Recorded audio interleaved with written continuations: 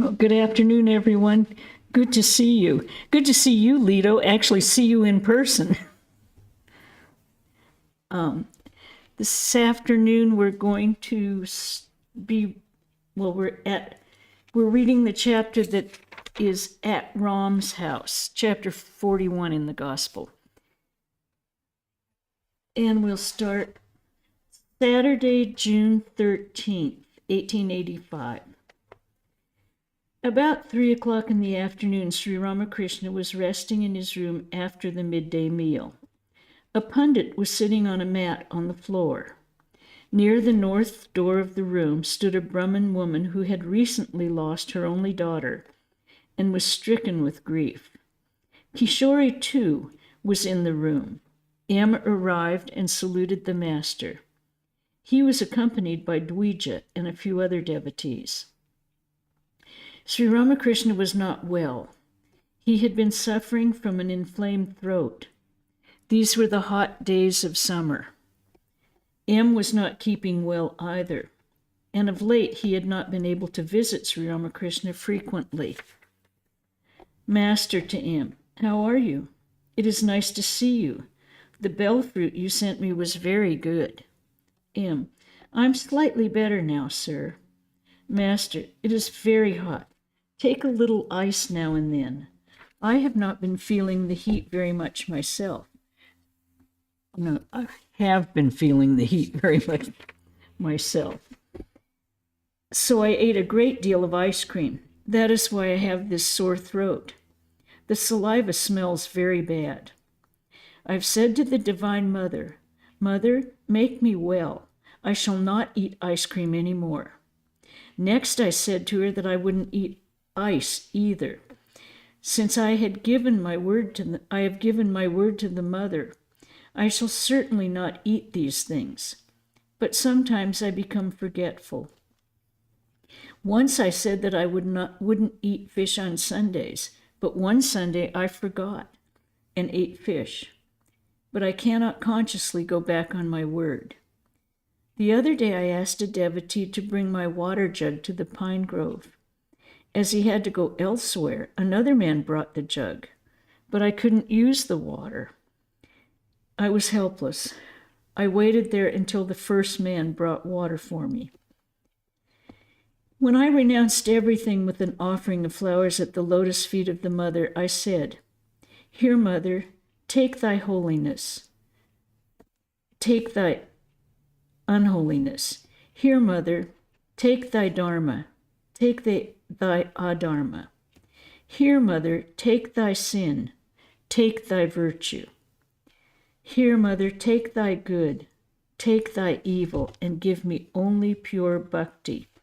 But I could not say, Here, Mother, take thy truth. Take thy falsehood. A devotee had brought some ice. Again and again the master said to M, Shall I eat it? M said humbly, Please don't eat anything without consulting the Mother. Sri Ramakrishna could not take the ice. Master, it is the bhakta and not the jnani who discriminates between holiness and unholiness. Vijay's mother-in-law said to me, How little I have achieved in my spiritual ideal. I cannot take food from everybody. I said to her, Is eating everybody's food a sign of jnana? A dog eats everything, anything and everything. Does it make it a jnani?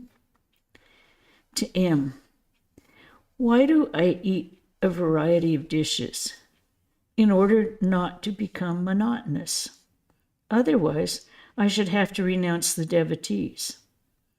I said to Keshab, If I instruct you from a still higher standpoint, then you won't be able to preserve your organization.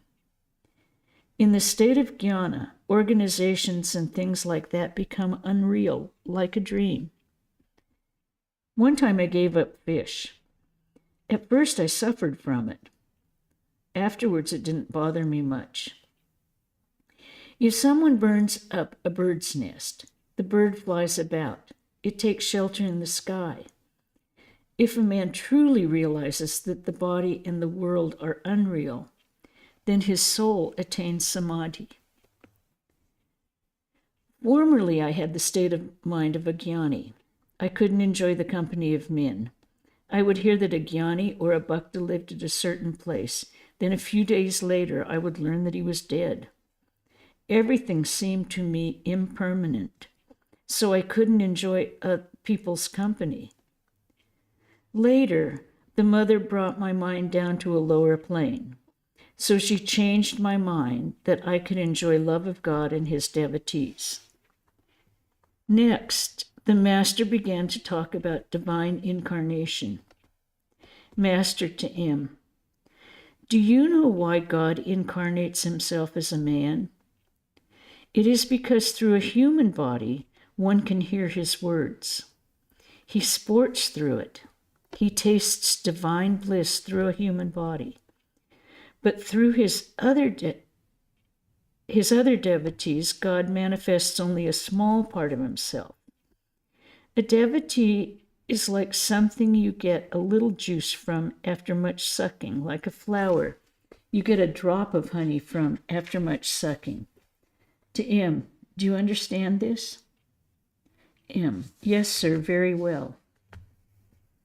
Sri Ramakrishna began to talk to Dwija, who was about 16 years old. His father had married a second time. Dwija often accompanied M to Dakshineshwar, and Sri Ramakrishna was fond of him. The boy said that his father opposed his coming to Dakshineshwar. Master, and your brothers too? Do they speak slightingly of me? Dwija did not answer. M to the master, those who speak slightingly of you will be cured of it after getting a few more blows from the world. Master, referring to Dwija's brothers, they live with their stepmother, so they are getting blows. All were silent for a moment. Master to M, introduce Dwija to Purna sometime. M, yes, I shall. To Dwija, go to Panahati. Master, I am asking everyone to send people to Panihati. To M, won't you go? Sri Ramakrishna intended to visit the religious festival at Panahati, so he was asking the devotees to go too. M, yes, sir, I want to go. Master, we shall engage a big boat, then it won't toss about. Will Girish Ghosh be there? Sri Ramakrishna looked steadily at Dwija. Master, well, there are so many youngsters in the city. Why does this boy come here? To M, tell me what you think. Certainly he has inherited some good tendencies from his previous birth. M, undoubtedly, sir. Master, there is such a thing as inborn tendencies. When a man has performed many good actions in his previous births, in the final birth, he becomes guileless. In the final birth, he acts somewhat like a madcap. To tell you the truth, everything happens by God's will. When he says yea, everything comes to pass. And when he says nay, everything comes to a standstill.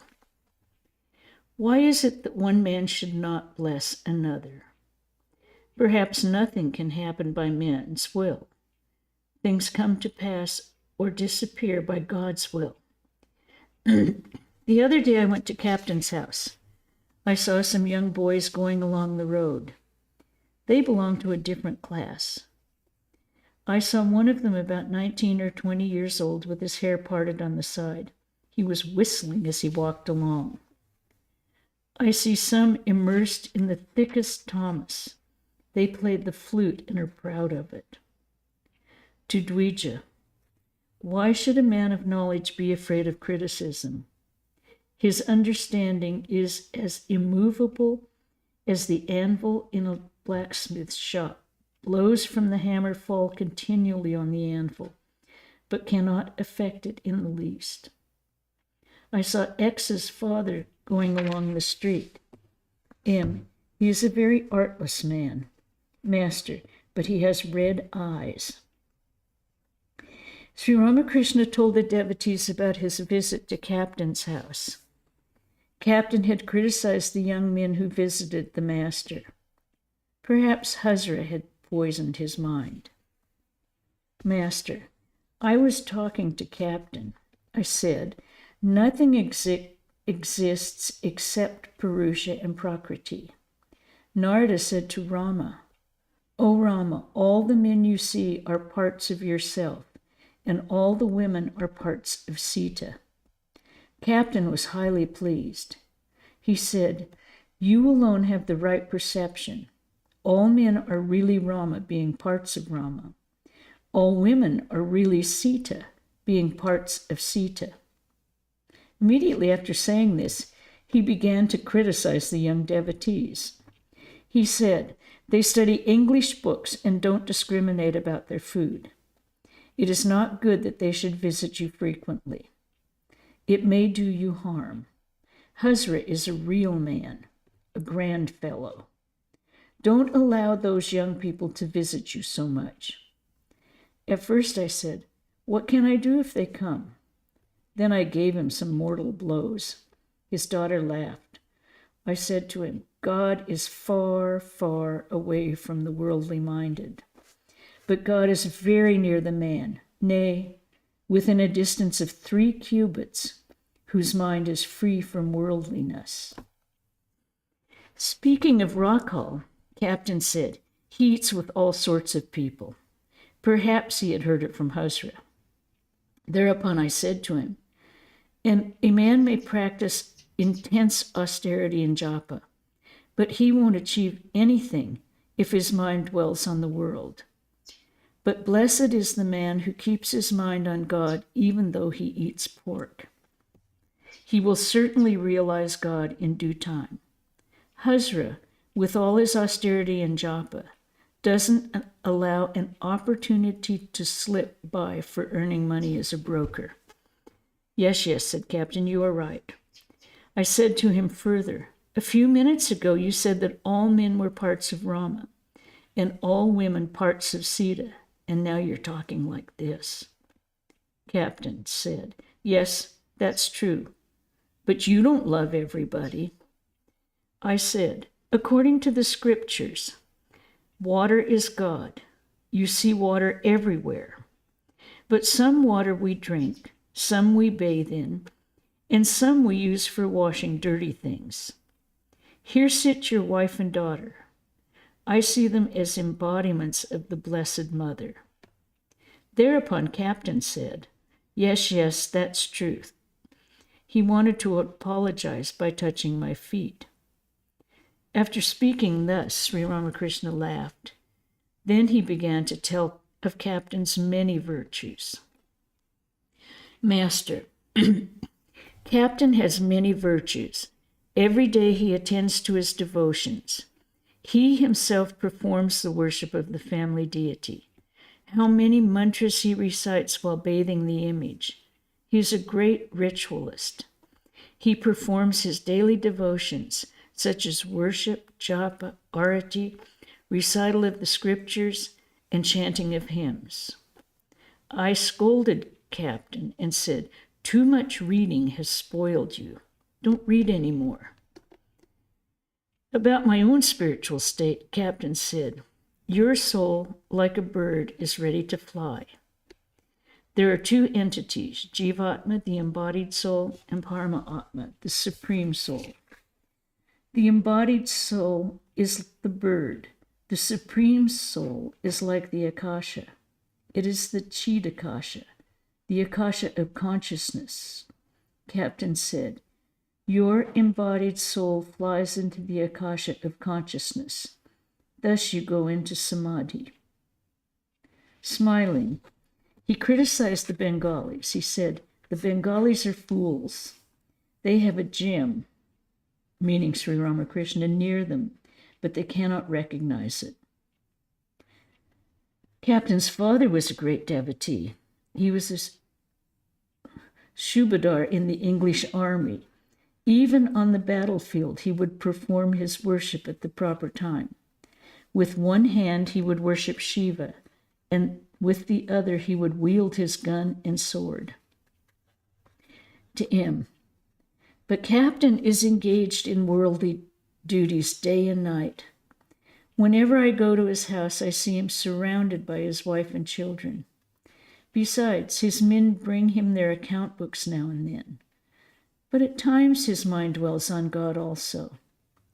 It is like the case of a typhoid patient who is always in a delirium. Now and then he gets a flash of consciousness and cries out, I want a drink of water. I want a drink of water. But while you are giving him the water, he becomes unconscious again and is not aware of anything. I said to Captain, you are a ritualist. He said, yes, I feel very happy while performing worship and things like that. Worldly people have no other way. I said to him, but must one perform formal worship forever? How long does a bee buzz about? As long as it hasn't lighted on a flower. While sipping honey, it doesn't buzz. But he said, can we, like you, give up worship and other rituals? Yet he doesn't always say the same thing. Sometimes he says that all this is inert. Sometimes that all this is conscious. I say, what do you mean inert? Everything is Chaitanya, consciousness. Sri Ramakrishna asked him about Purna. Master, if I see Purna once more, then my longing for him will diminish. How intelligent he is. His mind is much drawn to me.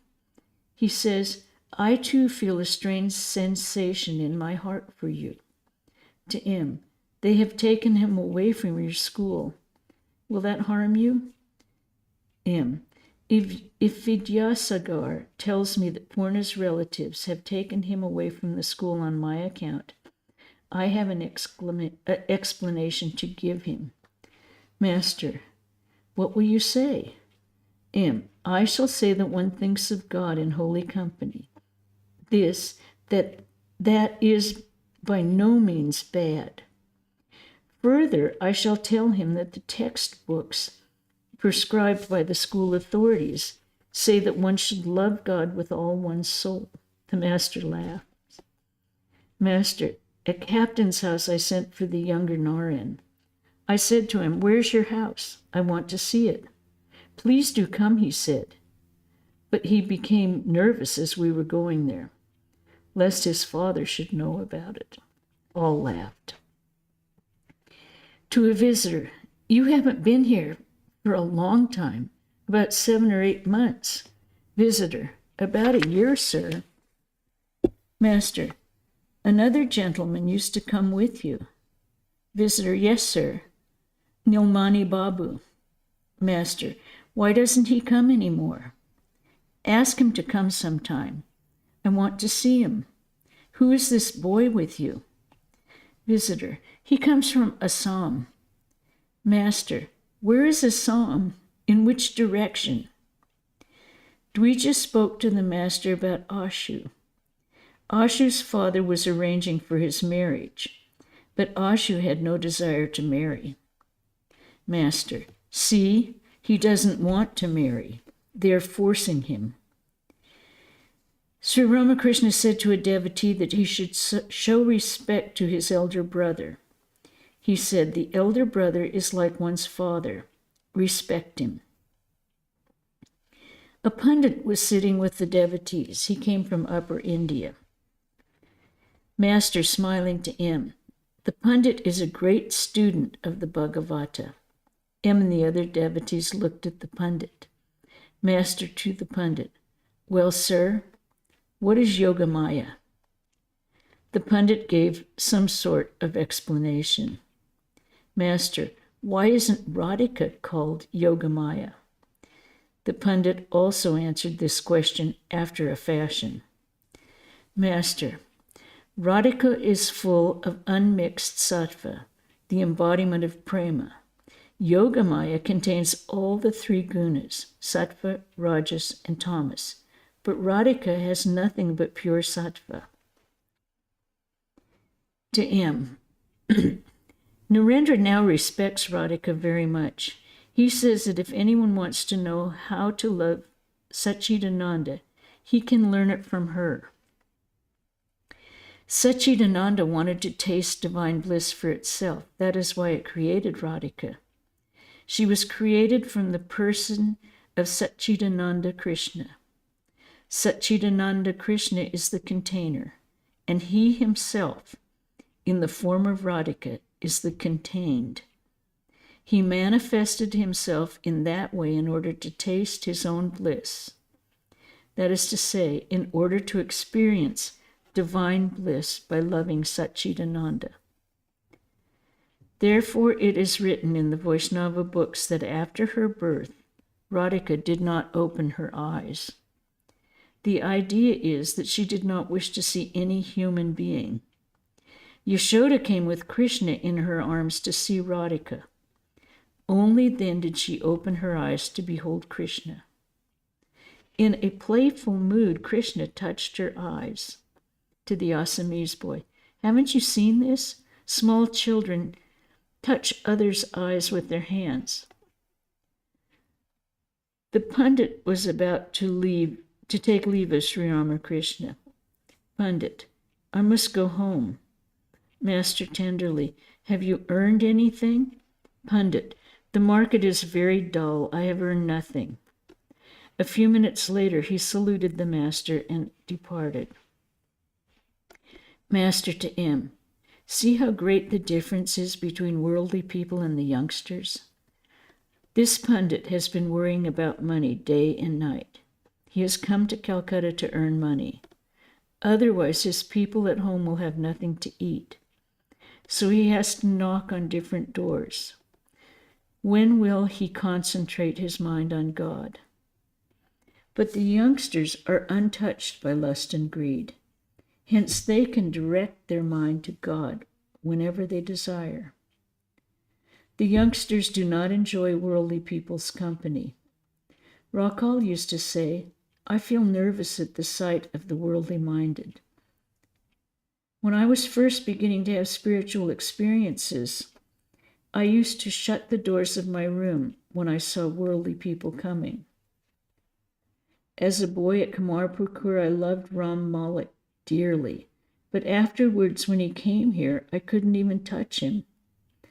Ram Malik and I were great friends during our boyhood. We were together day and night. We slept together. At that time, I was 16 or 17 years old. People used to say, if one of them were a woman, they would marry each other. Both of us used to play at his house. I remember those days very well. His relatives used to come riding in palanquins. Now he has a shop at Chanak. I sent for him many a time. He came here the other day and spent 2 days. Ram said he had no children. He brought up his nephew, but the boy died.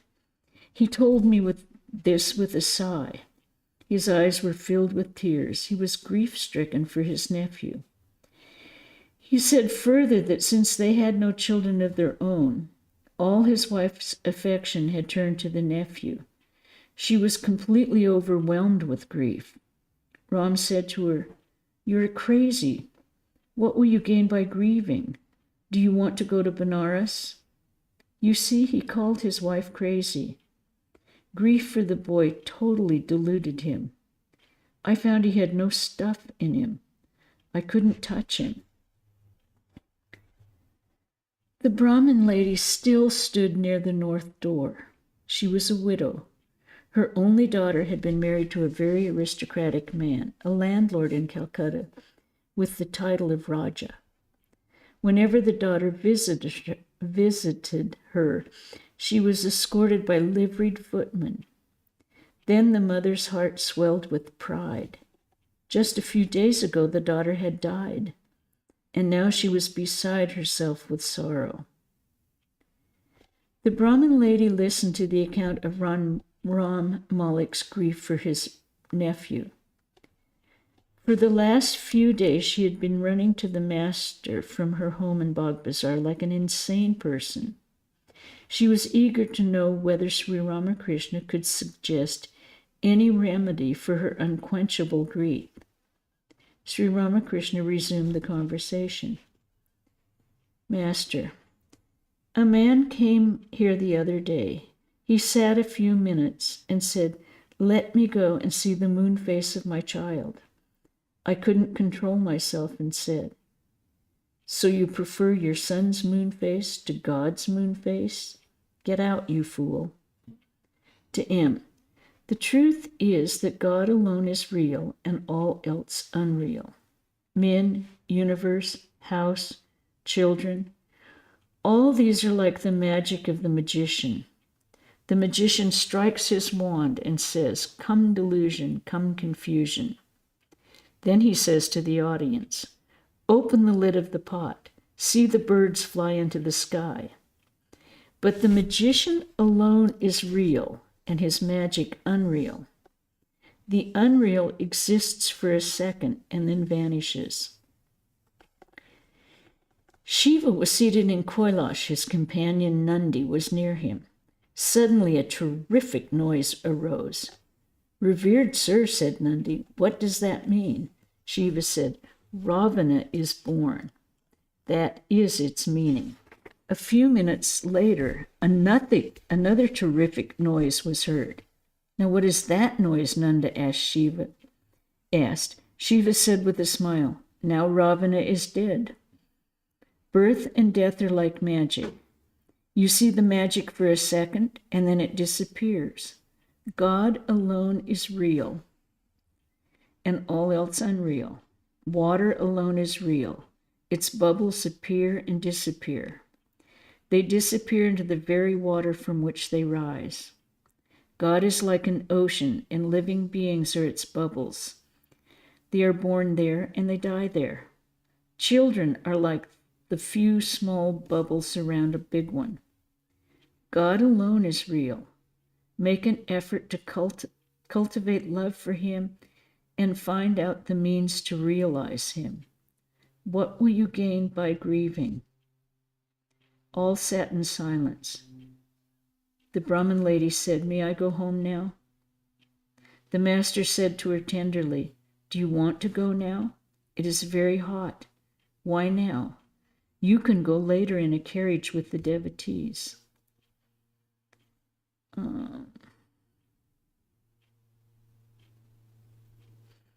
Because the day was so hot, a devotee gave the master a new fan made of sandalwood.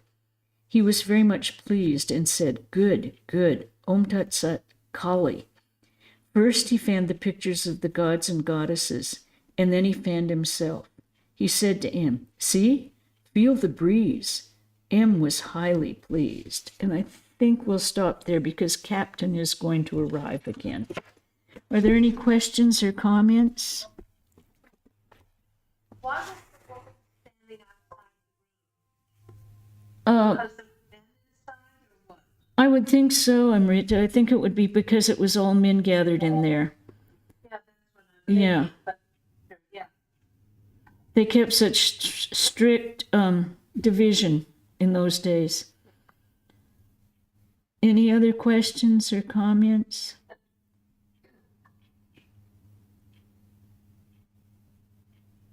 Yeah, I hope you all had a good Thanksgiving, though it be small and maybe not too many people. But I hope you had a good day. And I hope that next year we can all be together again. We'll end with the chant, or sort of. Om Shanti Shanti Shanti Hari Om Tat Sat Sri Ram Krishna Parnamastu. Om Shanti Shanti Shanti. We'll see.